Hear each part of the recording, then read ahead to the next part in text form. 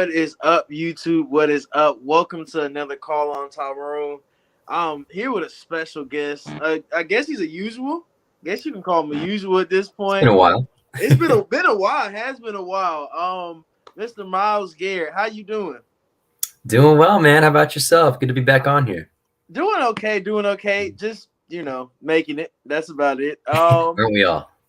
So you have been doing a lot.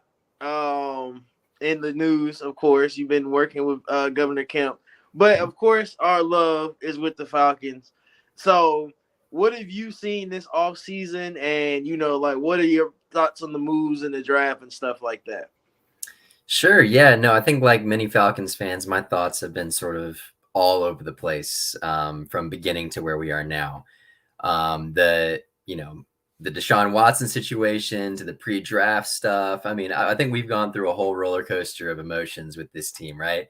A couple months ago, we thought Matt Ryan was still going to be the quarterback of this team going forward, and now it's full-on rebuild mode. I know Arthur Smith doesn't like to say that, but let's be honest, that's what this team is, and it finally has, I think, accepted moving forward. They've got a lot of young talent here, but I am excited with some of the young guys they have now. I mean, it's just this team needed a fresh start. It really did. And I think for both parties, Matt Ryan and the Falcons, I think this was great for both of them because, Matt's going to a contender now, a team that, has built around him finally that he can succeed. And Yeah. the Falcons needed a fresh start. I mean, we all saw it. We all knew it, and it needed to happen. And hopefully Desmond Ritter's that guy. We don't know yet, obviously, until we see him in action. I can't wait to see him in the preseason. But I do like what I'm seeing. And admittedly, I will say, wasn't a huge fan of the Drake London pick when it happened, but it's starting to grow on me just a little bit because, I mean, we all know the Falcons did need some help at receiver. Having Olamide Zaccheaus as our wide receiver one going into the season was something I was very concerned about. But I can kind of see what Arthur Smith's doing now with this offense, getting those big body receivers out there with Drake, with Kyle Pitts, with Auden Tate, now Brian Edwards thrown into the mix there.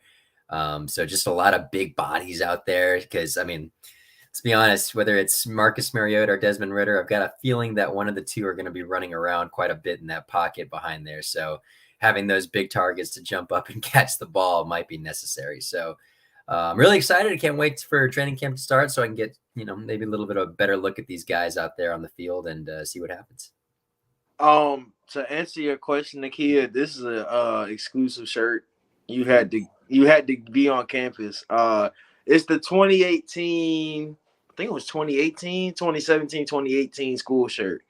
So it's hard. You can't really find it online. They didn't really sell it online. I had to go actually on campus to get it. Only an exclusive bunch. Yeah. It is hard to find. I thank God I found this shirt because I lost it and it was at my dad's house. So thank God I found it. So for you, where we talk about the picks, we go into the news. We had Jeff Schultz write a report about Deion Jones and that it was imminent that he would, it's time for him to go. What are your opinions on that? Do you still think Deion is a major factor on this team, or do you think it's about time to move on? Yeah, I read that article as well. I think there is a lot to that, and the fact that Arthur Smith and all these guys have not mentioned Deion Jones whatsoever, which gives me all the indication that he is not really a part of this team's future going forward. And I mean, I think it was pretty obvious as well that this past season, Deion was one of the biggest disappointments. I mean, there was just so many plays you were seeing where, he was, it looked like it. I don't want to use the term we're taking plays off, but it looks like the hustle wasn't exactly there like we're used to seeing Deion do. I don't know if that's a part of the new system with Dean Pease, but I'm not expecting him to be back this upcoming season, especially with that June 1st sort of deadline day that, they can actually make the move. But yeah, the biggest indicator to me is especially all the linebackers they've added, whether that's the draft and free agency, and sort of the younger guys as well. Michael Walker, I'm sure, is going to have more of an expanded role this season in the linebacking core. Troy Anderson, really excited to see what he can bring. Was a big Nakobe Dean guy myself, but that's all in the past. But Troy Anderson, I am excited to see what he can bring with just his size, his speed. Really kind of sort of similar to what Deion Jones was drafted for. Like that he was drafted for his, his agility, what he could do. And, his first couple of years, we saw that. So I'm excited to see maybe Troy Anderson fill that void that Deion maybe hasn't been the last couple of years, because he's been sort of a different player. His first couple of years in the league, he was one of the best young linebackers in all the NFL.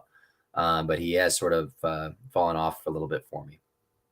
To this question, can you, so with the additions to the backfield, of course, do you like Algier? Do you like the Algier pick? I do. Yeah, I like Tyler Algier a lot. And I really like what he is, because I think the NFL, as far as running back ones are concerned, are moving toward more of what Tyler Algier is. It's sort of that stockier, bigger built, running back. I think you see that. Derrick Henry, I'm sure, outlier. You don't see, he's a unicorn as far as running backs are concerned. But no, I think he provides, or he's going to take a little bit of the load off of a guy like Cordarrelle Patterson, because I really think Cordarrelle Patterson isn't best suited to be in the backfield. I think what we did last year worked, but I think toward the tail end of the season, you saw him sort of taper off because, just the amount of wear and tear he was getting as a running back one that, we were expecting Mike Davis to be back there, but he didn't really end up, panning out too well.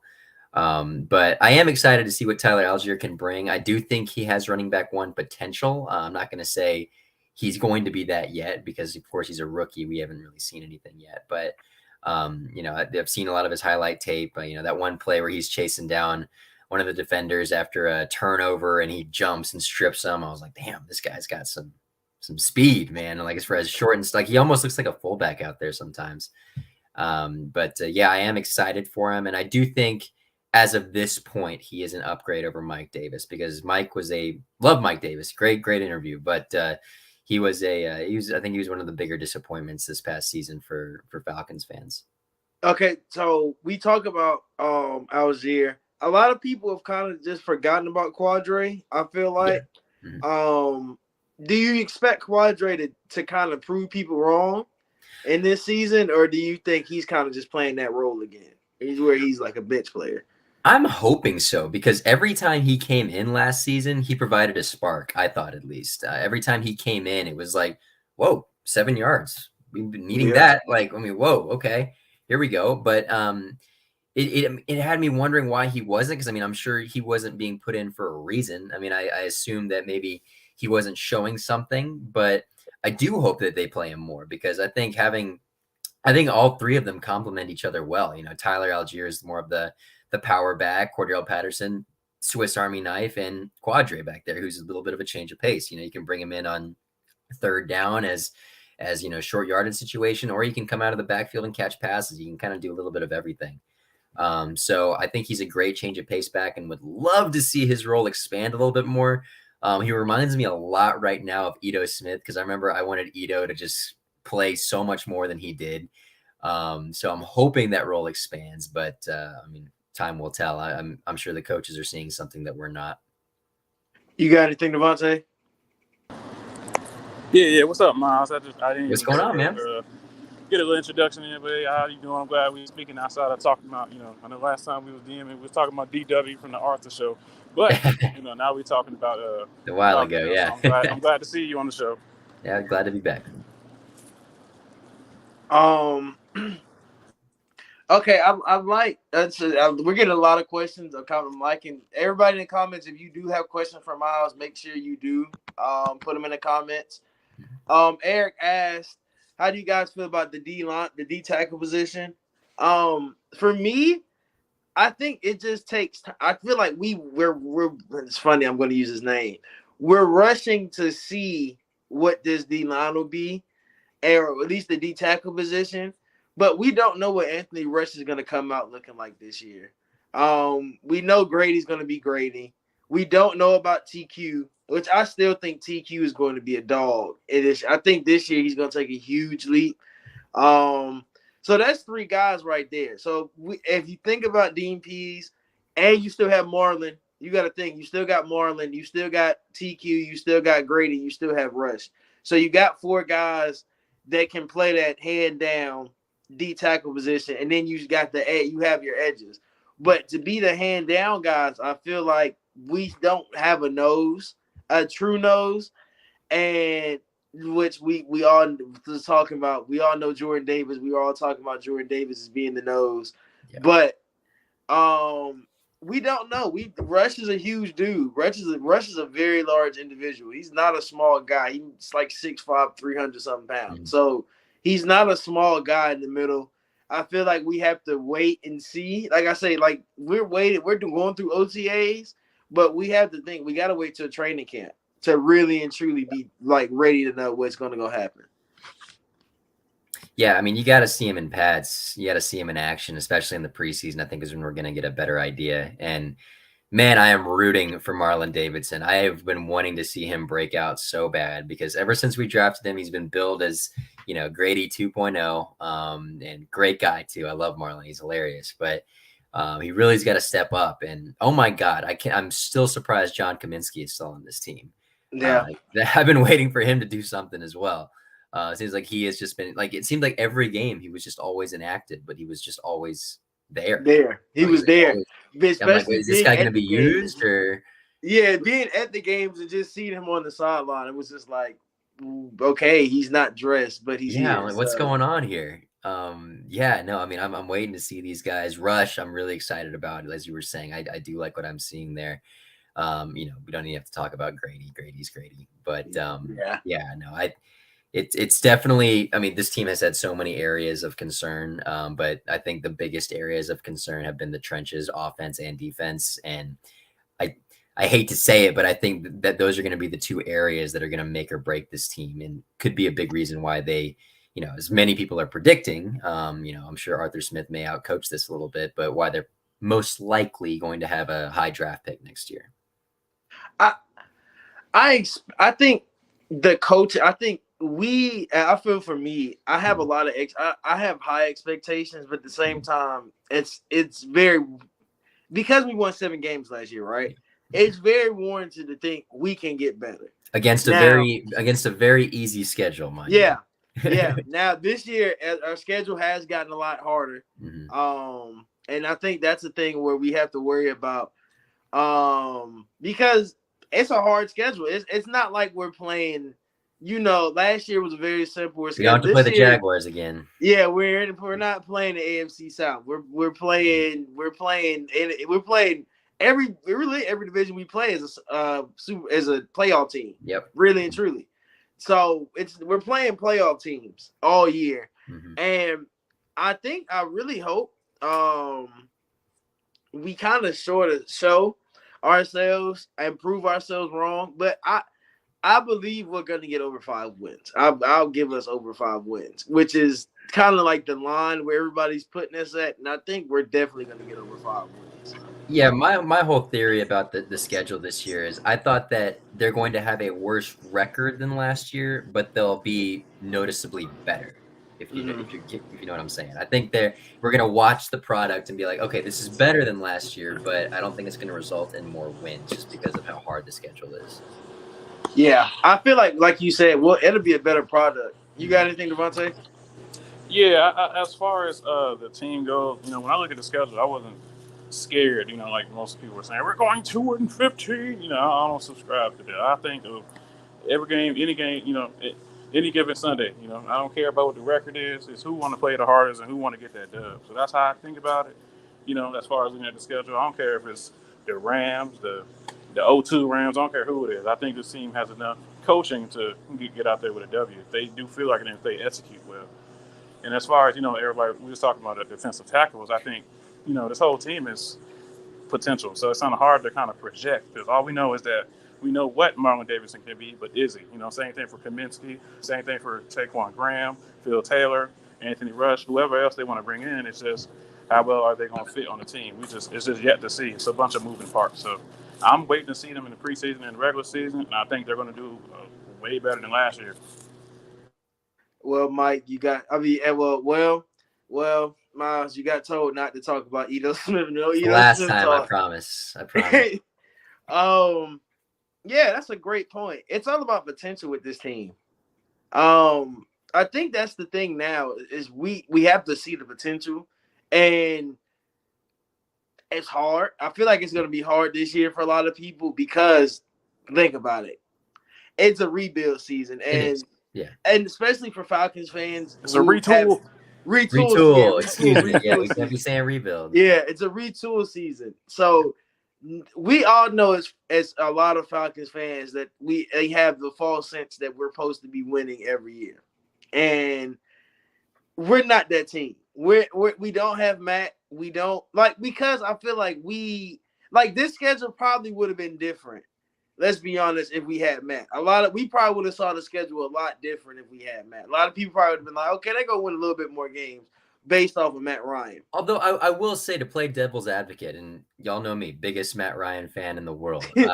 I am very curious to see what Arthur Smith is able to do now with the mobile quarterback, with Marcus, with Desmond, to see what they can do outside of the pocket and more of that movement back there. Because even Matt was getting a little bit more of that training last year. I mean, Matt is limited. We all know that. But at the end of the day, he didn't have the mobility that Ritter had. He didn't have the mobility that Mariota has. So I'm curious to see if that adds a whole new wrinkle to this offense. If we're going to see plays that we haven't seen before, because Matt did keep us in a hell of a lot of games and was probably a reason why we won a lot of games. But at the same time, there was a whole maybe other aspect of this offense we didn't even see yet. So I'm really excited to see that. I think, like you said, Matt is very limited in what he can do. Like you're not going to run a lot of RPO. You're not going to run a lot of, QB draws and stuff. Yeah. And that helps your run game sometimes. Yeah. And so I feel like we'll have a better run game, which isn't nothing against Matt. Like we all know we love Matt. It's nothing against Matt. I feel like having Ritter, having Mariota, it kind of opens your run game up some more because of the pure fact you have the ability to make him run. Like it's not like, because you weren't gonna let Matt run. Matt run, he get hit, he might get injured. So now you have two younger, and Mariota isn't the youngest, but he's a younger guy. Yeah. And he's injury prone. We all know he's gonna be injury prone, but a lot of people are saying he's coming in healthier than he has in a long time. I think the years on the bench helped him a lot more health wise, which I think he needed that time to sit there and, be behind somebody. And I think that's the thing that people aren't going to understand. People don't want to believe. I know a lot of people, we all love Matt, y'all. It's time to kind of think about the future. It's time to kind of push the Matt talk and stuff away from Atlanta. We all know what he's doing in Indy. We can see everybody reposting it. Let's make sure we kind of think about these kids. We got young guys. Kids. Like we got guys that we should be looking forward to, because really is somebody I think we should all be looking forward to seeing. Yeah. I feel like the way he's handling himself, the way he's showing himself off, as somebody you really want to look at. This question's for you. Will our secondary hold up if healthy? Also, can the backup secondary will fit in? This is for you, Miles. I think they were trying to say, can the backup secondary? No, this is one of the position groups I'm most excited to see, because obviously you have the addition of Casey Hayward, who I love, by the way. I think that was our best signing this free agency, Georgia boy as well. We know what we're getting in AJ Terrell, top 3 cornerback in the league. Him paired up with Casey is going to be something great. But I think something that's underrated is the return of Isaiah Oliver, because before last season, I was such a big critic of Isaiah Oliver. And then coming into last season, he was one of the biggest surprises before he got hurt. I thought he was playing extremely well before that injury happened. Now he comes back full strength, hopefully. So you get those 3 guys already at the top 3. And then apparently, this is according to Dean Pease, you get Jalen Hawkins and Richie Grant finally able to take that next step and be those starters at the safety positions. And it's really exciting. You have 2 young guys back there anchoring the defense, and we were waiting to see Richie Grant. And we saw both of them come in and spot duty from time to time, but all year long, we were like, where's Richie Grant? He's our 2nd round pick. What's he doing? And all season long, all we were hearing was from Dean Pease was that he's not ready. He's not having the terminology down yet. And we all know Dean Pease has a very complicated system for a defensive coordinator. So as we know, these things can take time. Maybe for certain guys, it takes a little bit longer. But Apparently, according to Dean Peets, he said this in minicamp, that those guys are ready to rock and roll. And I cannot wait to see it happen because I loved the Richie Grant pick originally when it happened. I was very excited. I had a friend down in Florida, Central Florida, who was covering him at the time and said it was a great pick. So yeah, I'm very excited for this secondary. And look, we might need them. I mean, based on this defensive line, they might not be getting too much pressure on the quarterback. I'm hoping Arnold Ebiketie gives a little bit of that bump along with Lorenzo Carter, but if not, they might be pretty busy back there in the secondary. Yeah, we just got to let the fans know it's okay to not exactly be ready to just jump out there. There's a plan for everybody. So, specifically like James Mayfield, Jalen Mayfield wasn't supposed to go out there. No. It was supposed to be Josh Andrews, but he wanted to break his hand before week 1. So that's why we saw Jalen Mayfield. But, everybody, as just like an article came out today, there's a development plan with everybody. So once you see them come in, if they don't come in and get 10, 12 sacks, you know that there's a plan for them. So that's just all I got to say. Just be patient. Don't write nobody off. Go ahead, Mike. Well, Miles. Yeah. All is forgiven, all right? All is forgiven for the Edo Smith Very sorry. comment. Sorry. So, and that's basically just solely because you gave my boy Isaiah Oliver. I'm a huge Isaiah Oliver fan, but Awesome. I got a question. I got to kind of put you on the spot a little bit. Sure. If there's one thing about this team that, as a fan, that you cannot see again, what is that one thing that will literally drive you over the edge if you see it this year with the Falcons? Ooh, that's a real good question. Oh man. See, I was gonna say the sacks thing, but I mean, I'm honestly expecting that to still be an issue just because we didn't really address the offensive line too much. And again, I think most people are expecting that to happen. But what would drive me nuts? Man, that is a very good question. Man, I might have to think about that one for a second. Again, the first thing that comes to mind might be just, maybe some not getting Kyle Pitts the ball in the end zone. I mean, 1 touchdown in for a 17-game season, I think is completely ridiculous if you're drafting a tight end in the first round, especially with his capabilities. So, I'm optimistic that that's going to change, especially with these new big guys that they have on the outside. But if Kyle Pitts is getting 2-3 touchdowns in a full season, I'm going to be very upset. And I think most Falcons fans would share that. I think a lot of people feel the same exact way as you. I don't know if we expected Pitts to be, because you drafted him at 8.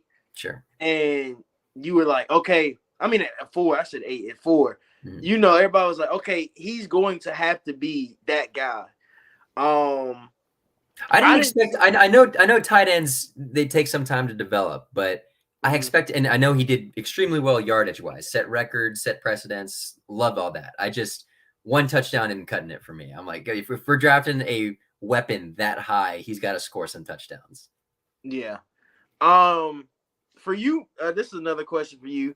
If you have to, you got to extend 2 players this year, not named AJ and Chris Lindstrom. Who are the 2 players you're going to extend? Man, you guys are we putting him on the spot. These are some tough questions. Good. Oh, they going crazy in the comments. Man, who am I extending? Trying to think, because Cordero Patterson was a 1-year deal, right? I think he was 1 or 2. I'm trying to get these deals correctly. I'm forgetting some of them. AJ and Chris. AJ is about to get paid, man. AJ is get bank. I think we just re-upped Jake Matthews, correct? Yeah, we did. Yeah, Jake got extended. I remember some of these guys. One guy. I mean, we've been talking about it. I'm gonna get some brownie points again here from Mike. But if Isaiah Oliver shows out again, I would be all for extending him. Because big time. And it's funny because I was a huge critic of him too, but I was so excited to see what he brought last season because I just hadn't seen it before. I mean, just the aggressive, like bringing him on the cornerback blitzes sometimes. I think he was making some plays in the backfield and some great coverage plays. I mean, again, all about it. I really liked what I was seeing from Isaiah Oliver because, I mean, as far as just extending guys, there isn't a. I mean, it's a very new team. I mean, there's a lot of rookies on this team. There's a lot of veterans who are not going to be here long. I mean, I'd love to say Marcus Mariota, but I think we all want to see Desmond Ridder be the one to outperform him. I think we want to see Mariota ideally on a rental deal here, maybe stay here for a year or two and bounce. But as far as someone else on this team right now, it's a little iffy right now. I guess I'll give the Isaiah Oliver answer for now. Okay, so Zacchaeus signed his tender, so Zacchaeus is one guy next year. And honestly, I mean, I love Zacchaeus. I can live without Olamide Zacchaeus, though. Yeah, I got one for shock value if y'all want it. What's that? I got one for shock value. I'm gonna go with Matt. What's Hennessy. that? Let's hear it. Matt Hennessy. That's what I'm gonna go with. Ooh, that's a very interesting one. I forgot Hennessy. Wow. Yeah, That guy's playing for his job this year. A lot of people are writing him off. I don't consider him being wrote off. I know everybody's like, well, they want Drew Dalman to come in, but I think Matt Hennessy is very talented. I think he's going to show, certainly with this scheme that's more focused on the physicality, that he's the right technician and the person for to be at center. Interesting. That's a real good one. I'm gonna throw because really and truly, Arden Tate and Brian Edwards, both their contracts are off this year. Oh, are they? One of them, yeah. One of them is getting a deal. Brian Edwards is a guy I got my eye on. I love that signing. I think he's a very good Y. Like if he's going to be an elite Y next to Drake, and you gotta have him. Literally and truly, if he comes out this season and he shows you, you're gonna have to. Yeah. You're gonna have to keep him.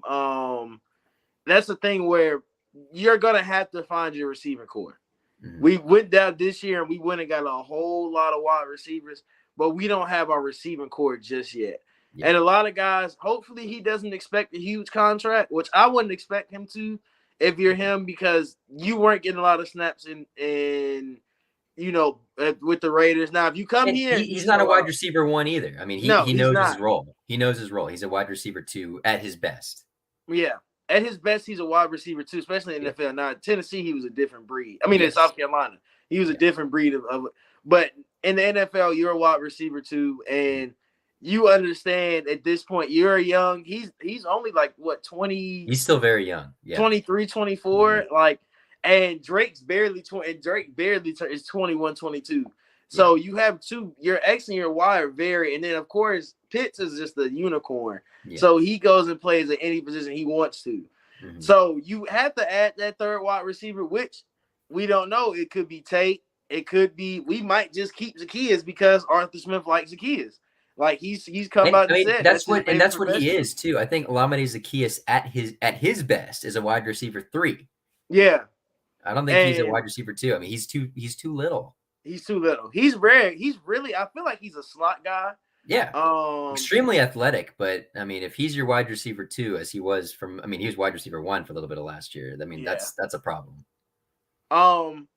We got 2 questions back to back. But do you guys think we have the right guys for the O-line? I guess I'll let Devontae go first, and then Mike, and then we'll do Miles. You said, do we have the right guys for the O-line? Yes. I'm going to go with yes, because we're seeing a team that is going to be more structured to running the ball first, which is literally what Jalen Mayfield showed his improvement at. You know, I know a lot of people are just writing him off, talking about he's like one of the worst guards in history. I don't care about all that. You know, somebody that's been, thrust into the line from the right side, going all the way to the left side, and playing guard, which is a completely different position. We all have understated how difficult that is, especially playing next to a Matt Hennessy, who was his first season starting fully. So I do think if we focus on running the ball first and having a mobile quarterback and doing things like that, moving Mariota around, moving my receivers around, I think the offensive line is going to look completely different and vastly improved this season. Yeah. Okay, go ahead, Mike. I want to hold judgment off because we don't know how the offensive line is going to respond to either quarterback. When you look at from last year under Matt Ryan, I mean, we know Matt Ryan he's no Michael Vick. I mean, He's a pocket quarterback for the most part. He's in the pocket. You know where Matt Ryan is going to be for the most part. So I don't know how the offensive linemen are going to respond. I'm kind of working on an idea. But we're looking to see how many of the I'll kind of hold that, but we're doing some research as far as our offensive linemen and some things with the offensive lineman and mobile quarterback versus pocket quarterbacks. But I honestly I want to see how these guys react um with the mobile quarterback versus, because the other things with mobile quarterbacks you can design things um with the offensive lineman kind of get out of the way, as far as like, we know that Caleb McGarry is a guy. If you leave him on the island alone without help, you don't use a lot of rollouts, quarterback sprints and those things of that nature. He'll get eaten alive by a guy like Cam Hayward. So if you want some motions and things of that nature to kind of help him out, to kind of get the defense off of one side, we can see. But like, I want to hold judgment on these guys. I want to see how they react with Mariota and Desmond Ritter before I say like if his offensive line is better or not. Miles, your opinion on it? Yeah, no, I think everyone's right as far as waiting to see what we've got, especially with the new, because again, the offense is going to look completely different with new quarterbacks there and some of these new receivers that we have on the edge. But I mean, at face value right now, I certainly do have concerns because again, it wasn't addressed early in the draft and really wasn't addressed too much, I guess, from the top end in free agency. They brought in a lot of guys to compete with Caleb McGarry for that position, which I thought was noticeable. I think that says a lot as far as, bringing guys in to compete for that specific position, because we all know Caleb has to perform a lot better if he wants to keep his job. But there's one thing about Caleb McGarry that I do actually like, and he's not a horrible run blocker. His pass blocking has its issues, but his run blocking is pretty good. And you add in more of the mobile quarterback, perhaps that changes. Maybe there's some schemes that maybe better suit his abilities, because he's a big guy. I mean, you just look at him and he stands out on the field. But I mean, we know what we're getting in Jake Matthews, Chris Lindstrom. I mean, Lindstrom's a stud. I think you can give an argument that he's one of the best offensive linemen in the NFC right now. But really like the draft picks of Justin Schaefer, the guy out of Georgia. I think he's going to end up competing for a starting role on that offensive line. Again, as we were saying, I'd love to see a little bit more from Matt Hennessy. He underwhelmed me a little bit this past season, but it is big shoes to fill with Alex Mack. But I really do want to see a big step from him this season, because he's got to show me something to have me warrant him still being under center for another season. And again, as we were saying with Jalen Mayfield, he wasn't supposed to start. He had some development that he needed to get straight. And we did see some moments where some flashes of why he was drafted. Again, he's a rookie. He was a kid. He was not supposed to start. But there's really nowhere else to go but up for Jalen Mayfield. So this is a group that we're just going to have to see perform in training camp and in the preseason to see what exactly we're getting. We talk about you said something that piqued my ears. You said Chris Lindstrom is one of the best guards in the NFC right now, which I give him the credit of being probably the best. When there's only two people I give credit, I give O-line, and that's Quentin Nelson, that's Lindstrom. Those are the only two at guard. I'm like, those are the two of the most crazy, like, biggest dogs on O-line I've ever seen, especially in this time period. Yeah. A lot of guys aren't just straight dogs, and Quentin Nelson and Lindstrom are the only two people that have not given up a sack in the season these last couple of years. And we talked about this Monday night. I was on the show Monday night. We talked about just cap space and O-line playing stuff like that. Quentin Nelson is making he's on a 4-year, $23 million contract. So we talk about having $100 million next year. You're gonna have to sign Lindstrom to a contract similar, if not close to the same. He won't. So I don't think he'll warrant that kind of money, but he'll get close. He'll get close. He'll Yeah. get 20. I think he'll get 20. Yeah. I feel like if his agent's good, he'll get yeah, close. he'll get a mate. He'll if he balls out again this year and doesn't give up the sack, then yeah, definitely I feel like he's gonna get that elite guard level type money. Which is the thing with the O line. We have elite O linemen. Let's think about this. Jake Matthews was and still I would still say he's an elite tackle. He's still one of the best left tackles. He's extremely consistent. You know what you're getting. At least it's consistent. He's one of the most consistent left tackles you're gonna have. Yeah. And he is I almost called him an all-star. He's a Pro Bowler. So and he has all pro, like we got a great left tackle. We have somebody that's set there. He's going to be that left tackle for the next couple of years, at least till his contract is up. You're right. Your left guard, that's Schaefer and Mayfield's area. Those are those two. I feel like they're going to really go after it in camp. I wouldn't expect Mayfield to lose his job maybe till later on, unless he really comes to this season and he's not, what he's supposed to be, what he's supposed to be. Everybody has an off-season plan. If you be honest, they tell you what you're supposed to work on. So if he comes into this offseason, this offseason, going to OTAs, going into training camp, and he hasn't gotten better at what they told him to work on, then we're going to see Schaefer probably get a lot more snaps preseason. We're going to see this O-line get mixed up in preseason for me. I think we all should know that. We're going to see a lot of weird lineups. And the first two games. That third game, I feel like we might not even see our starters, but I feel like we will, because Arthur Smith said he was going to play his starters. Yes, big change from last year. Yeah.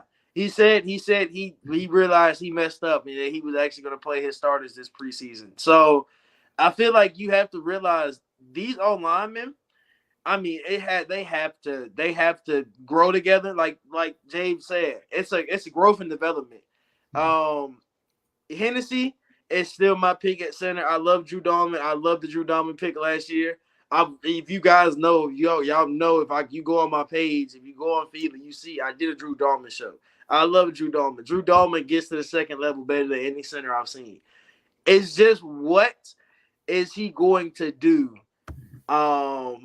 If we get into, because you got to think now, that defense we have is fast. I'm not going to use the other word because Mike already banned. Don't you dare. That defense is very fast.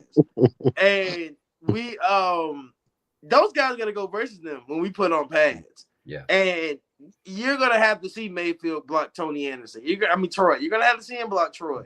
You're going to have to see him, you're going to have to see them guys block Dion if Dion's still here. You're going to have to see them block all of these linebackers and Grady. So they're going to show you, that defense is not a slouch. And that's what makes your offense better. When your defense is better, your offense is better, especially in practice. And that O-line is going to get a lot of work. You got to think, you added Lorenzo Carter. You still got to think you got to go versus Ogundeji. You still got to go. You got Malone now. You still got those guys that are going to make you better. Go ahead. Yeah, no, I was just because you brought it up, and we were talking more about the trenches earlier. Ogundeji, I think, is going to surprise some people. He's my boy. I love Ade Ogundeji. I think he was one of the brightest spots that we had. I think he was the second best pick we had last year behind Kyle Pitts as far as guys who actually performed for this team last season. I thought, what was he, a 5th round pick last year? For a 5th round pick, that guy was getting a lot of production. And I think everyone's learning the system for the first time.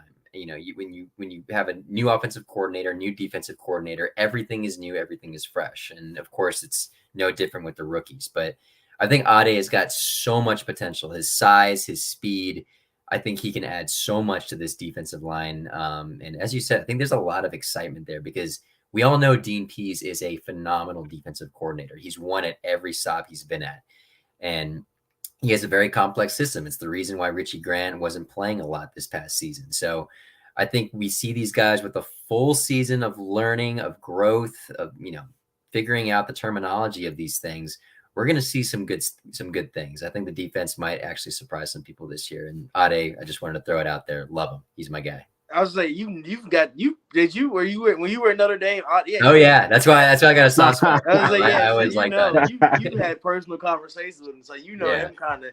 So for you, who is your breakout player? My breakout player, I think it has to be Richie Grant.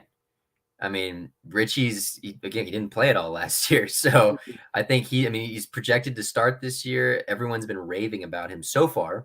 Knock on wood. We'll see what happens. But I think Richie is the perfect candidate to be that breakout player per se. I'd love to say Lorenzo Carter, because God, it would be great if we actually sacked the quarterback for once. That would be fantastic. I'd love to say him, but I'm just really excited to see what Richie can bring back there, because we haven't had a good looking safety back there since Keanu Neal when he was healthy, and I just feel like it's been forever ago now. I have a question. I have a question for him. He can kind of, Miles, you can kind of give your a better outlook as far as the coaching staff is concerned. I know we all know that Dean Pease he's what 70-something years old. Yeah, all right? He's up there. So let's just say, all right, he wakes up tomorrow and says this is his last year as the defensive coordinator for the Falcons. Who do you think is in line, or is there a guy lined up for the Atlanta Falcons to kind of come in and, fill the void? That's a very, very good question. I wish I had a better answer for it. I would say the first guy that came to mind when you brought that up was I'm already blanking on his name. He was the interim head coach, Raheem Morris. He was the first guy that came to mind, but I doubt that they would bring him back just because, he's got a good thing going where he's at currently, and I doubt they'd bring someone back from a previous regime to come and coach these guys. As far as the position coaches are concerned, I had just pulled up the list here just to take a look at it again, since I haven't looked at the coaches in a while. I know they're high on Frank Bush, the linebackers coach, but again, I don't know if he would take that, next step to be the guy in line waiting per se for a defensive coordinator role. I wouldn't put it past Arthur Smith to look at his coaching staff at Tennessee when he was there. I'd have to look at the coaching staff back then, who was there at Tennessee besides Dean Pease. I'd assume. Hell, look at what Ryan Pace has been doing. Wouldn't be surprised if we get someone from Chicago to come down here. I don't think Falcons fans would like that, though. No, they would not. It seems like every single player the Bears have drafted who hasn't panned out in Chicago has somehow ended up an Atlanta Falcon this past year. But that's a great question. I wish I had a better answer for it. I think you said the right name. I think Frank Bush. Yeah. I think we've had two names all season that kind of circled around, and that's coaching on the coaching staff. It's been Frank Bush, and it's been the linebacker coaches. Those have been the main two that have kind of been in the news. I forget his name. I don't know why I want to call him Tony Mandarich. It's Ted Machine. I have no Y'all talking idea. about Ted Machiano? Ted Monachino. Yeah. So I think those are the guys where I feel like those two are definitely at the steps where they're going to. If Dean Pease wakes up this year and says, if he wakes up tomorrow and says, "This is my last year, I'm retiring," those are the two guys we would look for inside the staff. I would say I think you go look outside. There's a lot of good outside picks you can choose from. It just depends on what Arthur Smith wants and what Terry wants. I think it depends. That's what it depends on. I do think there was a plan too, because Dean Pease was retired. So I think both of them have an understanding. The public obviously doesn't know, but I do think in coercing Dean Pease out of retirement, I'm sure they reached an agreement as to this is how long I'm giving you. Because you don't just talk a guy out of retirement like that to coach a rebuilding team without a set plan. Yeah. Any other questions you guys have in the comments, go ahead and put them in. We go ahead and we're gonna try to wrap it up right about here. If you got questions, Mike, or Devontae, if y'all have questions, y'all can ask them. Anybody in the comments, if you have questions, shoot them real quick. Thank you, Miles. Of course, go ahead and go ahead and do your free promo. We're going to let you get it out. Yeah, no, I certainly appreciate it, guys. Yeah, I will not be posting political stuff for too much longer to everyone in my own benefit. Hasn't been my favorite thing in the world, but hey, pays the bills. But yeah, you can follow me on Twitter at Miles Garrett TV with an I, not a Y. I'll be getting back to Falcons content very soon. Also starting a series coming up pretty soon. I'm going to be getting some former Falcons or just some notable people on Twitter for a segment I'm going to call 2-minute drill. It's going to just be 2 minutes of just fun banter and whatnot ahead of the Falcons season, getting us going into training camp. So going to get that started probably next week. So you can look forward to that. We're probably going to have Harry Douglas on with me. Oh, definitely. So you get to actually work with a lot of you get to work with DJ, and you get to work with Roddy. I mean not Roddy, you get to work with Harry. Harry, yeah. We've worked with Roddy before though. Oh yeah, you have, yeah, actually. Yeah. So for you, is that kind of cool? Like, this is just a media question. Is it cool to work around with those guys, like to be around them, because you watch them like when you were growing up. So is it different now, like being able to work with them?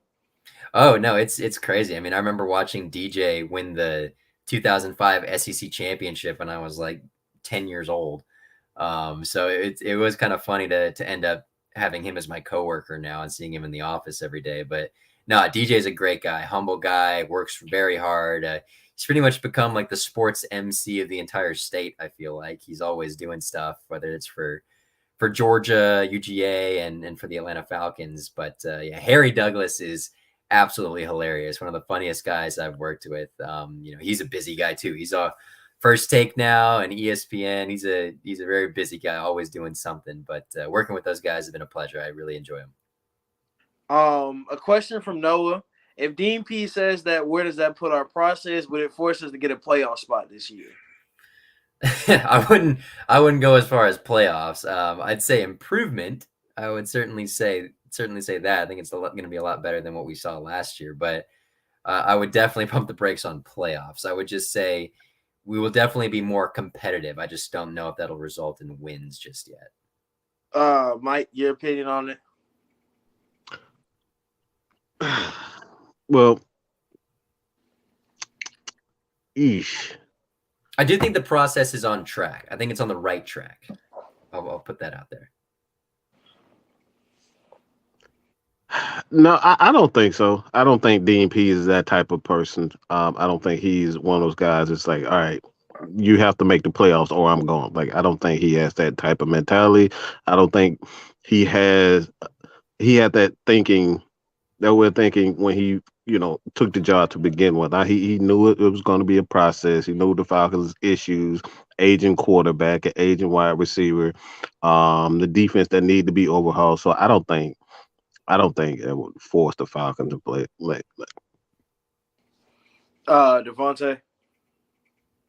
If I remember correctly, didn't Dean Pease call Arthur Smith, not vice versa, to come back? Right. Yeah. I think he knows, what's going on and how everything's going to be a process. He had that itch, so I think he knows a lot more football. He's been coaching longer than every one of us been alive, I think. So he has an idea for what he wants. As far as playoffs, I'm hoping. But, if they don't make it, then I understand. But if they improve, that's the best part. I want them to improve, If they can get 7 games with Matt Ryan and everybody else left big toe at wide receiver, then I better say they can do a lot better this year. He was kind of forced out of Tennessee as well. I think, Vrabel kind of wanted to take more of the reins up as a defensive coordinator. So I think he was kind of forced out of Tennessee. I don't think he's one of those guys that's like ready to call it quits. He just reminds me of Bill Belichick. These guys are going to coast to 90 years old if they can. Like I don't think he's going anywhere anytime soon. I think it's just you bored at that age. I feel like that's really what it is. Like, bro, what else is there to do? You've been coaching your whole life. Like your kind of career paths is going on the radio, going on TV, or just being at home. He's not So- on TV Or either. eating some tapioca at the house. And he does not Right. like being on. He does not like interviews. Like if you Not ever at went all. to his press conferences, they are Him and not. D-Led are they've had some fun banter. Oh yeah, they've had some Oh, really yeah. fun banter. When y'all they've say had fun. some good back and forth. Yeah, I'm being generous with that. So for you, for you being in, have you been in the room with them like going at Oh, it? yeah. Like how does that feel? Like is it just like do you feel the tension in the air when yeah. when he's talking to? Yeah, no, I mean, I like to think I know when the appropriate time to ask certain questions are. D-Led certainly has the mentality of I don't care what you think of me when I ask this question. I'm gonna just ask it because I'm going to ask it mentality. So him and Michael Rothstein are both the guys that probably butt heads with the coaches the most. They get in more of the back and forth type stuff that you'll see. Myself and the Fox, more the TV people, it's not as intense as that is concerned because our sound bites, admittedly, being on TV, aren't as laser focused as some of the print guys are. They're more into the X's and O's and the play calling and stuff. We're on TV, so we have to get the casual viewer who doesn't care about sports to watch us. So we have to find something that they would want to relate to or hear. So our questions aren't necessarily, they can be, but not necessarily as hard hitting or as, maybe confrontational per se as D-Led or Rothstein's are. Yeah, I think like you said, you get this. Well, I think when Mike first got here, when Rothstein really when he first got here, he wasn't like that, but you can tell now he's a lot more comfortable. Oh, yeah. And you hear a certain amount of his questions, you be like, oh, he's trying to press. Oh no, there's sometimes I'm back in the press room and I'm just kind of like, oh God, like I'm gonna pretend I'm not here. I've heard. I think I like the thing about the coaching staff, and you can touch a little bit on this. They kind of just laugh at the media a little bit, like not in a bad way, but like they kind of just don't care. Yeah, like they don't really see it as an important thing. Like they just do their interviews as part of their job and then just get off the podium. Yeah. So go ahead. No, I was going to say the funny thing is, Arthur Smith loves doing his best Bill Belichick impersonation when he's at the podium, but he's actually pretty funny. He's got a pretty good dry sense of humor when the cameras are off and we're just kind of, shooting the crap. And I wish he'd do it a little bit more because he's actually kind of funny. He gives me that vibe. Like he's really like he's an office type of funny. Like he's just real, like it's just funny to be fun. Yeah. A question from I don't want to miss Javen. If Mariota plays like a number 2 pick, how far can the Falcons go with the current roster? It's hard to tell. I mean, it's having his mobility again. If we're talking about absolute peak Mariota, the best he can be, number 2 Heisman Trophy winner Marcus Mariota, then I mean he can probably do a good bit. The problem is that he's just never healthy. At his peak, I think he can be something special, but we haven't really seen him at his peak. I think his entire career, he's never lived up to that potential or what we saw him do at Oregon. So, I mean, if we were to see him at Oregon, that type of Marcus Mariota, things may certainly change, but again, playoff, I think it's such a strong word for this team. It's so early on. I know people like to make that Cincinnati Bengals comparison, with what they did, but Joe Burrow is just a different animal. That dude it was so crazy what he did. He just willed that team to the Super Bowl. But yeah, I mean, it's hard to tell with Marcus Mariota. I feel like him and Jamar Chase. Yeah, that connection is a thing where I want to build that with Ritter and London. Yeah, where they just had that connection, like just throw it up. I know I'm gonna go get it. Yeah. Screw it. That's kind of what. Yeah, it's kind of what you can look at a lot of the throws. Like he kind of just threw it up for Chase, and Chase went and got it. And we got a whole bunch of those guys. So even if it's Ritter or Mariota, we know Mariota's accuracy isn't Oregon accuracy. Now it might be back to what it was, but even if it's okay accuracy, he has guys that can go up and get it. So we want those guys. You want to have those guys. So I think if he's back to level, I guess, Oregon Mariota, if he's back to Heisman level Mariota and he's healthy, that's a good team. Like I mean that he helps the offense a lot, like a lot. If that's the case, what's your opinion on it, Mike? Wow.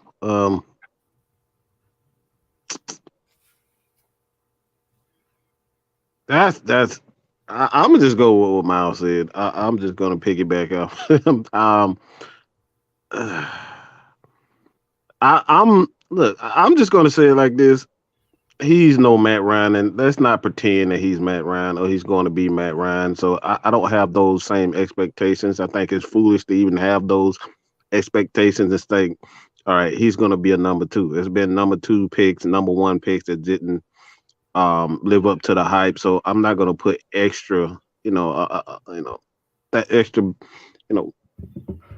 on his shoulders. I'm just going to let him be what he can be, and we're just going to take it game by game, see what he can do. I like that. I like that. This was his best year in his second year in the league. Was the 26 touchdown and 9 picks year. If you go look at that year, he didn't have a lot of like some. I think Noah said it. Like he did it with worse wide receivers to throw to, and he's shown great. He's shown elite level talent. Like he's the only quarterback I've seen get a ball batted down and he goes to score a touchdown. Yeah. So, like he has some highlight plays. He's shown flashes. He really has. He's shown a lot of good flashes. It's just if he can do a whole season of it and stay healthy. I don't want. The thing is for me, I don't want Ritter to start just because Mariota got hurt. That's what I don't want. Yeah. That was kind of sort of what Justin Fields had to go through last year when he kind of got thrown in there because all their quarterbacks got hurt. So you can see, because you throw Ritter's not NFL ready. I'm gonna say it, not in a bad way. He's not NFL ready in a good way. He needs to learn the playbook. I think that's like his main problem is learning knowledge, learning the playbook, which is gonna be fast. It's not gonna take him long to learn it. Like his interview, they did an hour long thing at the combine, interviewed him, and they went through part of the offense, his offense at Cincinnati, the Falcons offense, and he did a great job in it. And it's a reason why we took him. So there's a reason why we took the guys we took. We have a lot of really, really smart guys. A lot of these guys are captains on their team. If you know, we go to the Senior Bowl every year. This is a coaching staff that really keys in on the Senior Bowl. Yeah. It's a lot of those guys at Senior Bowls are usually captains. They're seniors. They're like older guys. They've been on the team for 4 years. They played for a good amount of time. A lot of people say they got, I find it funny when people talk about running backs having wear and tear when they've been playing football their whole life. Everybody who's played football in the NFL has played football since a young age. So everybody has wear and tear.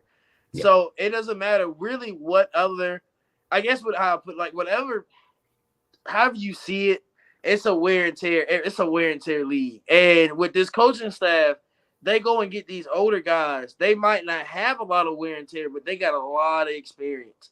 One thing about Troy Anderson, that man played running back. He got recruited as a running back and a quarterback. So he's athletically just talented. You got to think about that. Now they put him at linebacker. In his first year playing a full year at linebacker, he was an All-American. So he was an all-conference player. So I mean, you have to key in on certain stuff for this coaching staff. So it's gonna be fun. I think that's really what it's gonna be. It's gonna be fun. And that's what. Do you think Allison can crack the top 3 running backs on the roster for game day? We kind of talked about this earlier. We touched on it. If you want to go back, Wallace, and listen to the full explanation, I'll let Miles give his little piece on it, and then if he can go, we can, guide him to the earlier in the video. Yeah, I mean, as we were saying earlier, I think he can be. We were saying I think he can be that great change of pace running back. I won't make the Ito Smith thing again, I promise. But yeah, no, I mean, last year as we were touching on, I wanted to see more of him. It seemed like every time he would come into the game, he would provide a little bit of a spark. 7-yard rush here, 6-yard rush there, get a first down, maybe score a touchdown here or there. But yeah, I think he can, especially with Algier, Patterson, and Allison. I think those three are a pretty solid combination. I think you need 3 running backs as well. Yeah, we can. I don't think we going with. I think we go with more wide receivers than running backs. Yeah, which is crazy. Mm-hmm. I think we go in with at least 7 linemen, at least 7, because you got to think. I think Ifedi's going to be on the main roster. Gossett, I don't know. That's one of the guys I don't know. I think he might get cut. I think he's going to get cut, but I can see it maybe because. But what he did, I mean. We go and get you. When got Schaefer, Schaefer's going to make the roster. So you already have your starting 5. Yeah. You got to think you're going to have Dolman, you're going to have Ifedi, and you're going to have Schaefer. Mm-hmm. So that's 8 right there. Now, somebody's going to get cut if we're going to think about having 8 O-linemen, or somebody's going to be on the practice squad. Yeah, somebody's going to get moved around, and it might be Schaefer, it might be Gossett. It might be. I don't think Ifedi's going to be on the. I think he's going to be a main roster guy. I think if McGarry, I put it like this on Monday. I said if McGarry, I think McGarry has a couple of strikes. If you kind of remember they just passed the the rule that the practice squad that you can have veterans on the practice squad now. So I think those are going to kind of help as far as like the long overhaul of the season, because a lot of guys get injured, a lot of young guys get injured, injuries happen, and then you can have a veteran come in, and it's going to help guys towards the end of the season. So like it's going to be differences. So at the end of the day, I just think we just have to be patient. Like this is not the same 2016 championship teams, and let's not pretend as if it is. Let's be patient, people. This is uncharted territory for a lot of Falcons fans. Especially, for me, we've been good since I remember football. Like, we've always been somewhere going to the playoffs, at least in the playoffs, or at least one of the top 6, 7. Like, I've been through Matt's whole career. So, I've had nothing but good football. I've had some bad years, but I've had really good football. So, it's uncharted. This, like somebody said earlier, this is uncharted territory. We have never worried about a quarterback. Yep. Let's be honest. If you're like my age, I'm 20. If you've never worried about a quarterback, from the time you were 6 and on, we've had Mr. Matt Ryan in the backfield. Like, well, it's not even that. You add into the one outlier season of 2007. Mike Vick's been our quarterback since 2000, 2001. So it's been almost 20 years since they've had to worry about a quarterback. Yeah, and Ritter, I feel like he understands, but I feel like a lot of Falcons fans, we don't. If you understand as a fan, Ritter has a lot of pressure on him. Huge, yeah. Like, dog, you were a 3rd round pick, but people are going to treat you like a 1st round pick. Yep. Because you're the quarterback. Like, you brought excitement, which was kind of crazy, which a lot of people, of course, wanted Malik. A lot of people wanted to go and get all these other quarterbacks. But you were the one that we chose. Mm-hmm. We didn't go and get Malik. We didn't go and get the local kid. We went and got the kid from Cincinnati. So you have to prove to, like, you have a lot to prove. And for a lot of people, because a lot of people still think Malik is better than him. So he has a lot of pressure just based off of that, and based off of 20 plus years, we've had a steady quarterback. So you got to show us that we can rely on you to be the steady quarterback for the next couple of years. That's why I'm more so looking at Mariota. I'm hoping he does very well, because I don't want to be that team that thrusts because the fan pressure thrusts the rookie quarterback in, and then they turn into Derek Carr or David Carr, I think his brother. I don't want them to turn into, well, because we broke your spirit and we broke your career. I want him to have a team around him that's going to be solid enough for him to come in and actually play as well as he can be.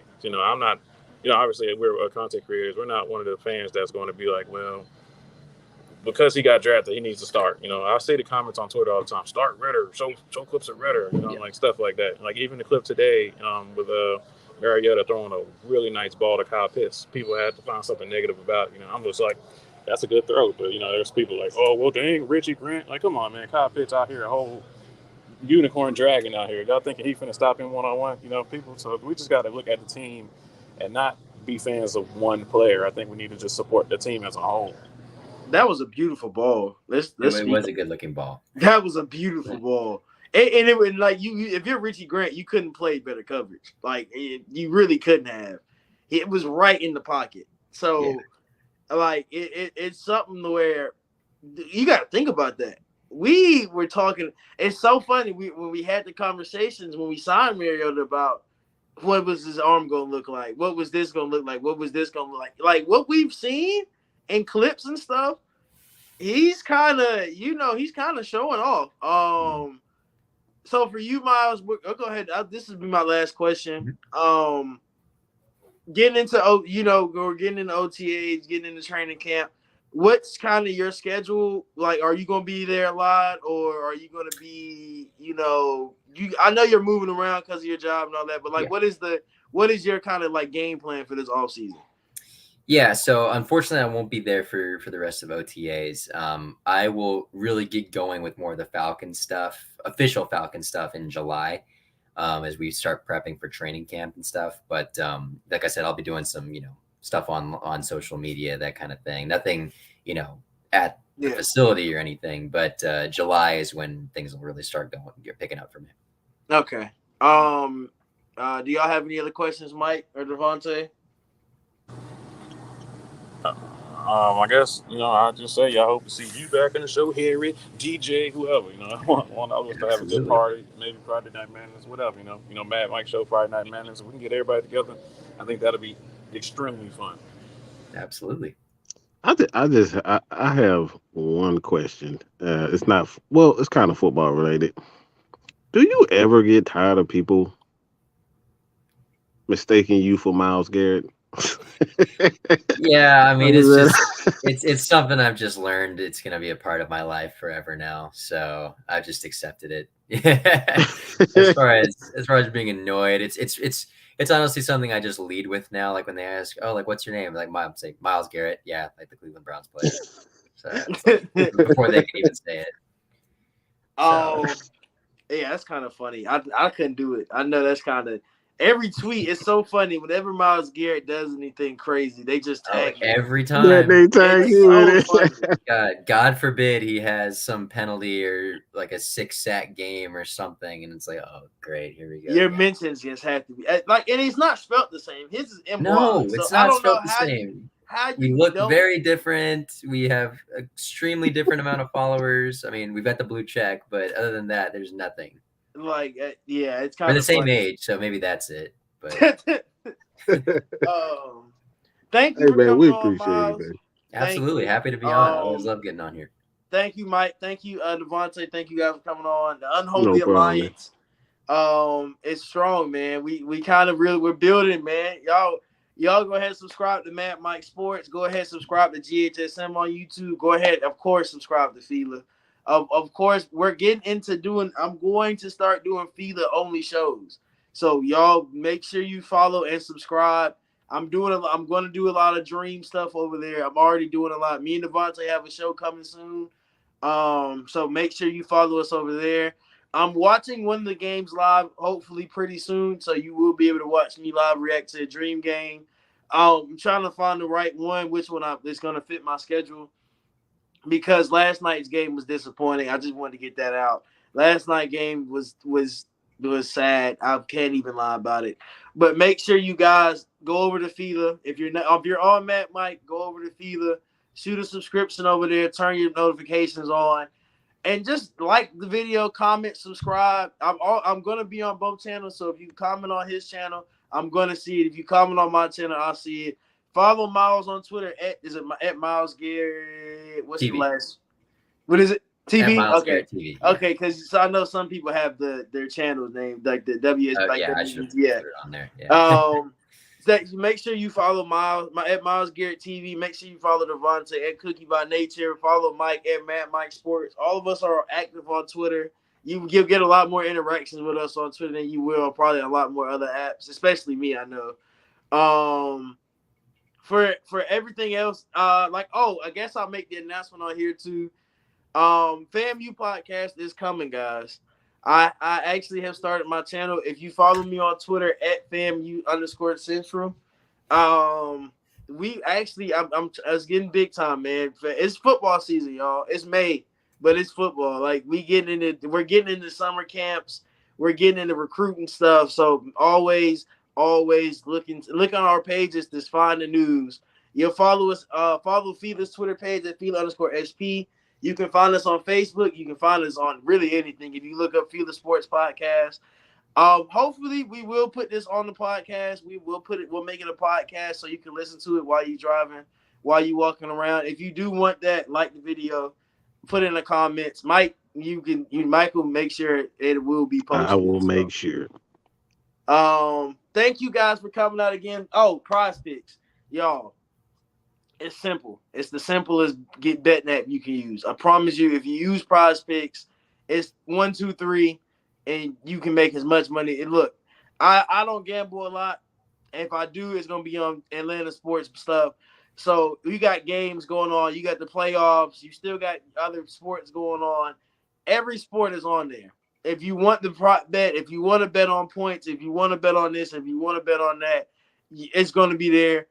It's easy to use. It's one of the easiest apps you can use. When you use our code FILA, FILA in all caps, if you spend up to $100, you get $100 back. So you don't have to spend your money on your first bet because they're gonna give you the money back. So I say it's a great deal. A lot of people, especially with the season coming up, you're gonna want to bet on these Falcons games because I promise you the over-unders are gonna be ridiculous. The money lines are gonna be ridiculous. You're going to want to bet on this team in a lot of games because you feel like you're confident. And this team is going to be good. It's going to shock a lot of folks. So make sure you go on Prize Picks. Use code FILA. It's 100% deposit match. And with that, let me get to my outro. We out of here. Oh, I'm still not. Peace. We still